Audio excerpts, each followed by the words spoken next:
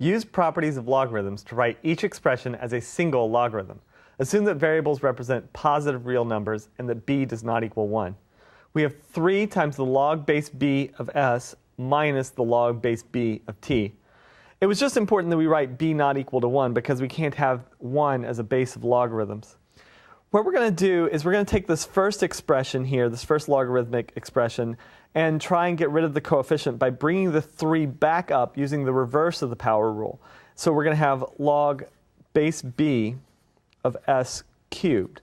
Notice that if we were trying to simplify this by using the power rule, the 3 would go down in front, and we'd have 3 log base b of s, which is that expression. And we'll have minus the log base b of t. I don't need to do anything to that expression because I don't have a coefficient to deal with. Now I'll use the quotient rule. When we have subtraction in the middle, that means that we're going to divide the 2. So we're going to have s cubed divided by t. So when we combine these 2 expressions together, we get the log base b of the quantity s cubed divided by t.